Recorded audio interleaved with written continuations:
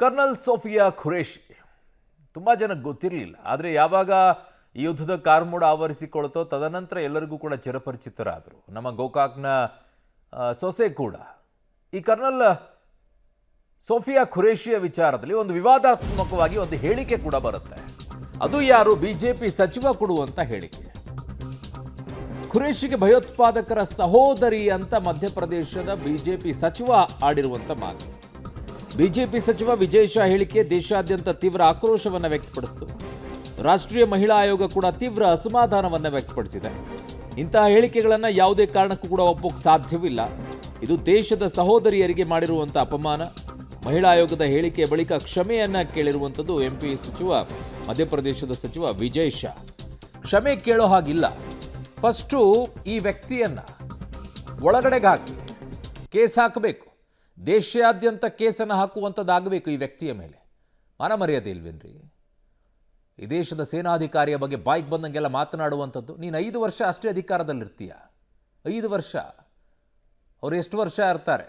ಇವ್ರನ್ನೆಲ್ಲ ಅದಕ್ಕೆ ನಾನು ಹೇಳೋದು, ಇವ್ರನ್ನೆಲ್ಲ ಫಸ್ಟು 2 ವರ್ಷ 4 ವರ್ಷ ಸೇನೆಯಲ್ಲಿ ಕೆಲಸ ಮಾಡಿ ಬರಬೇಕು ಅಂತ ಹೇಳೋದು. ಆಮೇಲೆ ಅವರಿಗೆ ರಾಜಕೀಯದ ಅಧಿಕಾರವನ್ನು ಕೊಡಬೇಕು.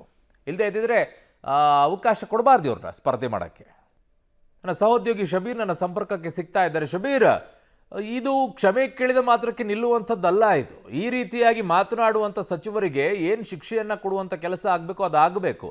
ಯಾಕೆ ಈಗ ಯಾವ ಬಿಜೆಪಿಯ ರಾಷ್ಟ್ರೀಯ ನಾಯಕರು ಮಾತನಾಡ್ತಾ ಇಲ್ವಾ ಈ ವ್ಯಕ್ತಿಯ ಬಗ್ಗೆ? ಯಾವ ಅಧಿಕಾರದ ಇವ್ರಿಗೆ ಇನ್ನೂ ಸಚಿವರಾಗಿ ಮುಂದುವರಿಯೋಕ್ಕೆ ಅಂತ? ಅರುಣ್, ಈಗಾಗಲೇ ವಿಜಯ್ ಶಾ ಅವರಿಗೆ ಬಿಜೆಪಿ ಹೈಕಮಾಂಡ್ ಕೂಡ ತರಾಟೆಗೆ ತೆಗೆದುಕೊಂಡಿದೆ. ರಾಜ್ಯ ಪ್ರಮುಖ ನಾಯಕರು ಕೂಡ ತರಾಟೆಗೆ ತೆಗೆದುಕೊಂಡಿದ್ದಾರೆ. ಈ ತರಾಟೆಗೆ ತೆಗೆದುಕೊಂಡ ಬಳಿಕ ತೀವ್ರ ಹೇಳಿಕೆಗೆ ಆಕ್ಷೇಪಗಳು ವ್ಯಕ್ತ ಆದ ಬಳಿಕ ಈಗ ಅವರು ಕ್ಷಮೆ ಕೇಳುವಂತ ಪ್ರಯತ್ನವನ್ನು ಕೂಡ ಮಾಡಿದ್ದಾರೆ. ಒಂದಲ್ಲ, ನಾನು 10 ಸಲ ಅವರಿಗೆ ಕ್ಷಮೆಯನ್ನ ಕೇಳ್ತಿದ್ದೀನಿ.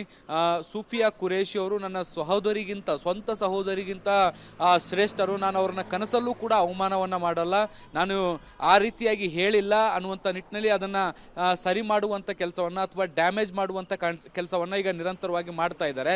ಆದ್ರೆ ಒಮ್ಮೆ ಕೊಟ್ಟಂತ ಹೇಳಿಕೆ ಮತ್ತೆ ತಿರುಗಿ ಬರಲ್ಲ ಅನ್ನುವಂಥದ್ದಕ್ಕೆ ಇದೇ ಪೂರಕ ಸಾಕ್ಷಿಯಾಗಿರುವಂಥದ್ದು. ಒಂದು ಕಡೆ ದೇಶಕ್ಕಾಗಿ ಪ್ರಾಣವನ್ನೇ ಒತ್ತೆ ಇಟ್ಟು ಈ ರೀತಿಯಾದಂತಹ ಮಿಷನ್ಗಳಲ್ಲಿ ಭಾಗಿಯಾಗ್ತಾರೆ ನಮ್ಮ ಸೈನಿಕರು. ಆದ್ರೆ ಸೈನಿಕರನ್ನ ಜಾತಿ ಧರ್ಮದ ಆಧಾರದ ಮೇಲೆ ಅಳೆಯುವಂತ ಇಂತಹ ಹೇಳಿಕೆಗಳು ಬಹಳಷ್ಟು ಟೀಕೆಗೆ ಗುರಿಯಾಗಿರುವಂಥದ್ದು.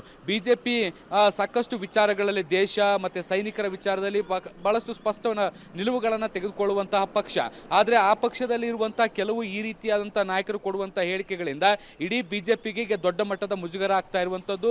ಸಾರ್ವಜನಿಕರು ಕೂಡ ಸೋಷಿಯಲ್ ಮೀಡಿಯಾಗಳು ಸೇರಿದಂತೆ ಸಾರ್ವಜನಿಕ ವೇದಿಕೆಗಳಲ್ಲಿ ದೊಡ್ಡ ಪ್ರಮಾಣದ ಟೀಕೆಯನ್ನು ಕೂಡ ಮಾಡ್ತಾ ಇದ್ದಾರೆ. ಈ ಟೀಕೆಗಳು ವ್ಯಕ್ತ ಆದ ಬೆನ್ನಲ್ಲೇ ಈಗ ಕ್ಷಮೆ ಕೇಳುವಂತ ಕೆಲಸವನ್ನು ಕೂಡ ವಿಜಯ್ ಶಾ ಮಾಡಿದ್ದಾರೆ.